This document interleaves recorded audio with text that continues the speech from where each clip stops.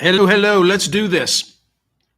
Did the 8 Democrats who voted to reopen the government without an extension of health insurance subsidies do the right thing? Typically, when I post a poll question, I then go in early in the morning and I like to just see that it's functioning, people are voting, everything's right with the world. And when I take a peek, I get there and 100 people have voted. Like there are 100 out there who vote on the poll question and beat me to it before I can ever cast my ballot. Today, 1,000 people did. On this Monday, the 10th of November, for the Monday poll question, 1,056 had voted by the time that I got there, and it was running 51.99 to 48.01. So if that, and that's a lot of people having voted. If 100 people voted, I can't regard it as a barometer of what's to follow.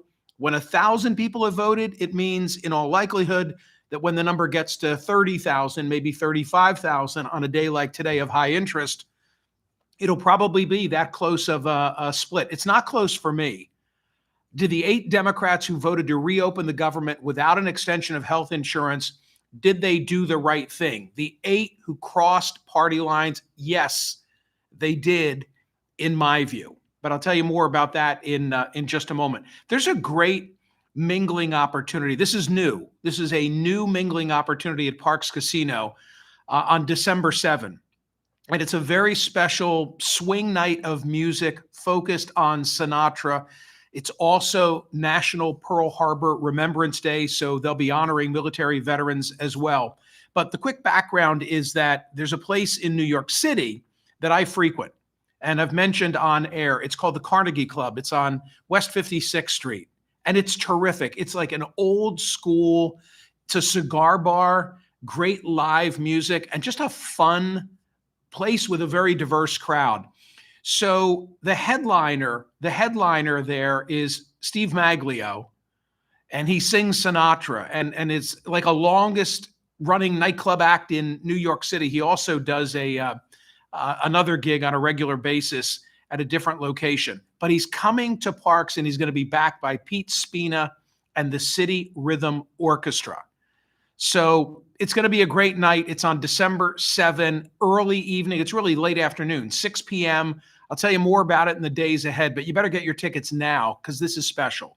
Buy your tickets. Seating is limited. parkscasino.com/entertainment. This guy is terrific. You'll love it. Go mingle. Got to be 21. Gambling problem, call 1-800-GAMBLER. Before I get back to the Monday poll question, may I just say that I appreciated the number of votes yesterday on a Sunday. I like to lighten the load a little bit on a Sunday, and I had this one in mind, and I decided to go with it. When is the appropriate time to start putting up holiday decorations? I gave you a number of choices. One of the choices was anytime. One of the choices was early November. One was anytime after Halloween. Another was December only, yada, yada, yada. 67.77% said wait until after Thanksgiving. I thought that was really interesting. A lot of choices, and yet nearly 7 out of 10 said post-Thanksgiving. Now go tell it to the retailers. Saturday, we had a tick under 50,000 votes at Smerconish.com. By 2050, will the United States be best described as a democratic socialist nation? 56.57% said no, it will not. 43.43% said yes, it will. Loved that conversation. I want to talk about it more on radio this week. I don't know if today, Monday, is going to give me the chance to do it because we've got really special guests today, and not a lot of time given that I want to talk about the government shutdown.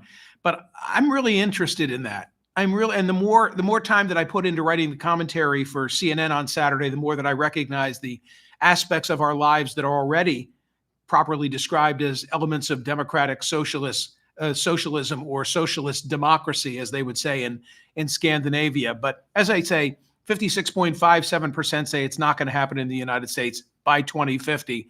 And then this seems like ages ago, but when we were last together on Friday, We had a wonderful conversation about the guy who threw the sandwich at a federal agent in Washington, D.C., as part of the protest against President Trump's deployment of troops. And a jury in D.C. acquitted him of misdemeanor assault.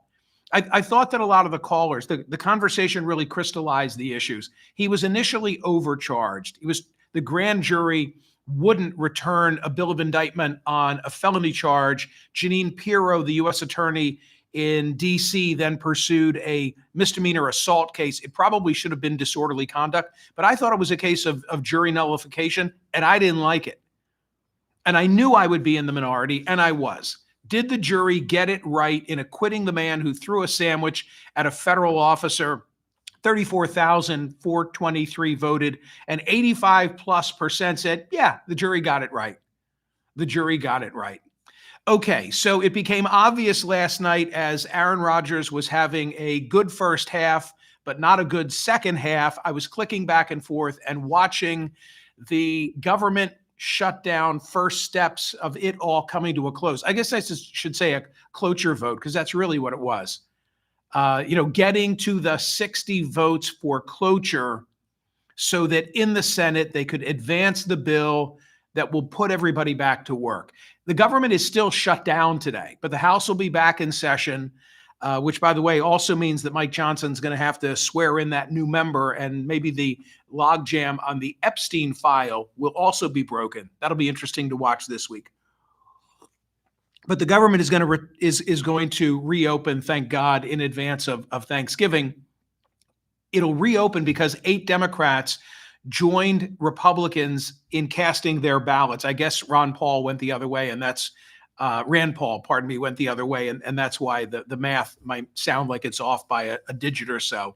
But I'm asking if the 8 who crossed the aisle did the right thing. Was this all worth it? I mean, that's really the rub of the conversation, and I don't think that it was. I don't think that it was. I may be wrong, but I'm consistent. This is day 41, and for all 41 of the days, I've said consistently, I get it. I understand the underlying argument that they're making about health insurance premiums and the Affordable Care Act. I've already explained how I view it in the abstract. I think the ACA is a good thing. I think Republicans have yet to advance any kind of a coherent replacement to the Affordable Care Act. And this weekend, I received my premium notice for 2026.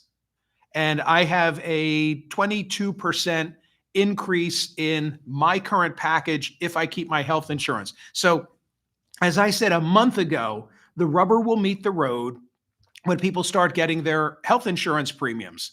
When open enrollment begins and people get a notice of their escalation, then all of a sudden it's going to make sense. So that was always going to happen. I just don't believe that you hold the government hostage in the meantime. I don't think it's fair to the military. I don't think it's fair to the TSA agents. That's obvious. You know who else it's not fair to? Because I worked with them for 2 years in the Bush administration. It's not fair. It's not proper relative to rank and file federal workers. I mean, we want to attract good people to government, right? If someone has a choice of saying, well, I could take this private sector job or I could go work in the federal government, I wonder which one I'll do. Now they remember that for 41 plus days in 2025, the government was closed because politicians, as they get paid, could care less about shutting down the government. I think I'll take the private sector gig. I don't want to get caught in the switches again on this. So you're wondering, okay, so Michael, then what's the solution? The solution is go win elections. Go win elections. And if Republicans are going to let the bottom fall out on health insurance for millions of Americans, or SNAP payments, or flight delays, then they'll be held accountable at the ballot box. I never think that it's a good idea. And if it should happen in the future, and if I'm behind this microphone, and if I'm hypocritical, you'll tell me so. I just don't think it's a good idea to hold up the funding of the government based on policy. So last night there was a 60-40 vote. There will be a later vote on ACA credits that are set to expire on January 1. That's the trade-off. That is the trade-off. I remember when I was doing a CNN show, this just occurred to me. And I was responding to social media. And one of the social media that came in was from Sean Spicer. And I remember it was a question of, I was making a case for compromise, surprise, surprise. And the question that came from Sean Spicer was, okay, well, what's the compromise? And I said, the compromise, this goes back like 20 days.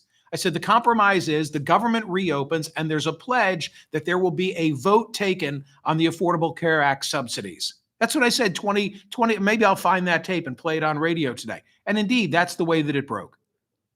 No guarantee, but they could have spared us all of this federal workers. They could have spared them the misery. So in the meantime, there's a mini appropriations bill that will fund the military, the legislature, ag, which includes SNAP, and then the full government will remain open until the end of January. This is going to undo federal layoffs that had been imposed by the Trump administration during the shutdown, but it doesn't guarantee that the healthcare subsidies that were at issue are going to be extended, only that there will be a vote. So supporters of, the 8 who voted say SNAP funding is in place and a vote is coming. That's the best we could do. We've restored SNAP and we're getting a vote, and Republicans will be held accountable. And the alternative would have been another week or another month of misery, and that would not have been fair.